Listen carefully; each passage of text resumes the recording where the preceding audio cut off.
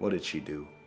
Was actually one of Peter Pan's mermaid's friends in the movie Peter Pan, and they were all killed by Captain Hook. Dang. After he crashes this ship onto Ariel's mom and her friend, he crashed it on. You just ran over the mermaids? Wow, Captain Hook, that is just rude. Like, what do you think Captain Hook is saying to Peter Pan? He's like, don't worry, bro, I'll hook you up. I'm sorry, I got him. But this was as a way to get revenge on Peter Pan, which is why Ariel's dad hates humans. Oh, it makes sense. Because Captain Hook killed his wife. Dang it, Captain Hook. How dare you? It's all connected. I had no idea. Don't worry, guys, we are not gonna let him off the hook. Did you guys know that I don't care. Okay, I'm done. Did you guys know that Sully from Monsters Inc. was unalived by the humans? Sounds crazy, but let me explain. So in the first Monsters Inc. movie, Randall says this to Sully. He says, and I quote, "I heard humans skin monsters and make toilet covers out of their fur." Wow. Nonsense, right? Well, actually, in a Disney short called Partysaurus Rex, just take a look. Is that Sully fur? Still don't believe me? Well, take a look at this. Yes, I know. Disney, you have some explaining to do. Yeah, Disney got a lot of explaining to do. But that's one toilet seat cover. They could have easily just like shaved Sully's back. It's just like this, and Sully's huge, so I'm sure they didn't like, you know, completely kill Sully for it. But you know, they just gave him a haircut, that's all, and used it for a toilet seat cover. Looks good, by the way. Places that are forbidden to visit. Disney's Club 33. And you're going to want to watch till the end. I'm going to be clearing up some things I missed in the first video and I got wrong. Club 33 is an extremely exclusive club at Disney. Members can get a very private and expensive dining and lounge experience. They're tucked away in almost every Disney park across the world. The price to get in is crazy. The initial payment is anywhere from $25,000 to $33,000 depending on which park. Then $10,000 to $15,000 a year in annual fees to maintain your membership. Just because you have the money doesn't mean you're getting in either. Dang. There are only a small amount of memberships offered every year, and some years they don't offer any. It helps if you know somebody, but you have to submit a formal letter of inquiry too.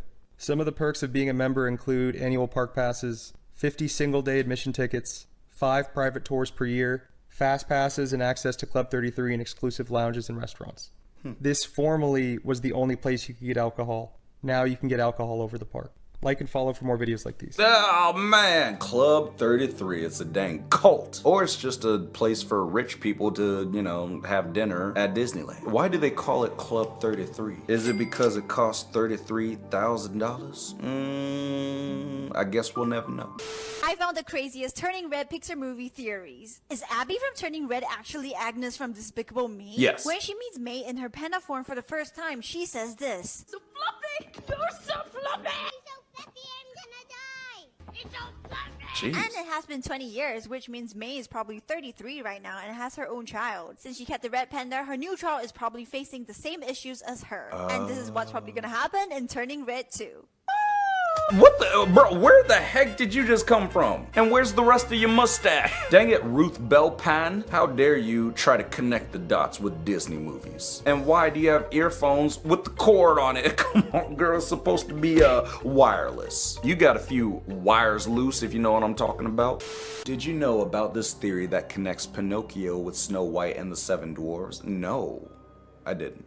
If you've seen Pinocchio, then you probably know Geppetto as Pinocchio's father. What if I told you that Geppetto was in Snow White and the Seven Dwarfs? Was he? The theory is that Geppetto used to be one of the seven dwarves, that dwarf being Dopey. Dopey is very different from the other dwarves in both the way he looks and acts. True, he's human. It's believed that the dwarves found Dopey abandoned as a baby and took him. Wow, you kidnapped him.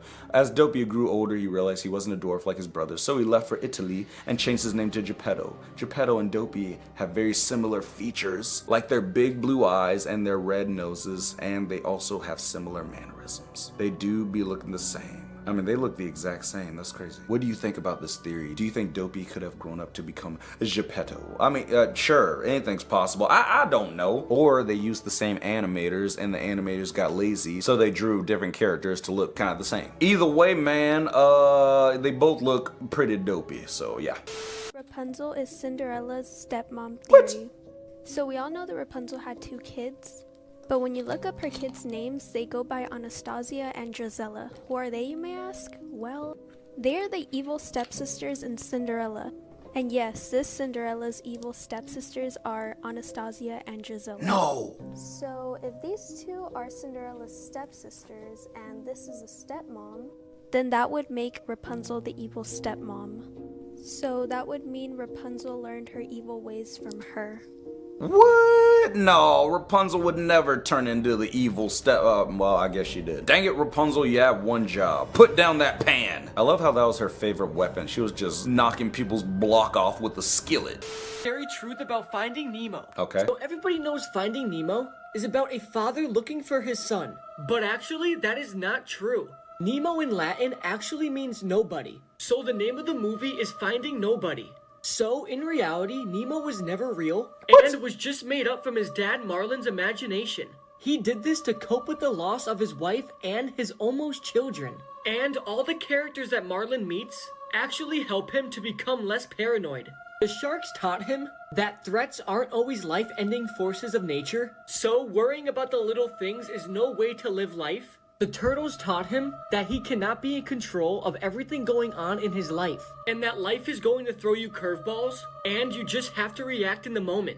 Finally, Dory teaches him his biggest lesson yet, and that is to enjoy the moments you have instead of worrying about every little thing. Yeah, that sounds about right. Or Nemo was real and Nemo has like a different meaning, like, you know, in a different language or something. I don't know. You telling me he traveled the whole dang ocean to find nothing? Come on, man. What a waste of time. Disney fairy tales you grew up on were actually not what you think they were. Here are the real stories behind these fairy tales and their gory endings. Okay. Number 1. Snow White. What we saw. The Queen unalives falling down a cliff. Snow White and her Prince Charming were married after he saved her life and lived happily ever after. The original ending. The evil queen is invited to the wedding, where she is forced to put on hot iron shoes and made to dance until she unalived.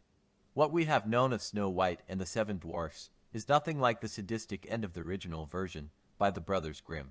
The queen tries to unalive Snow White not just once but twice.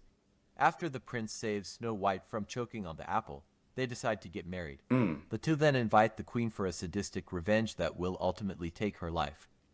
If you enjoy this... Hey, all right. Jeez, that voice came out of nowhere. That's just evil. Yeah, I do not want to know the real life, like, endings or, like, you know, what these Disney movies were based on. They're a lot more, yeah, how do you put this? Nasty. And what the heck is that? But if you enjoyed this video, then go ahead, give it a like. And yeah, I'ma see ya in the next one. Peace.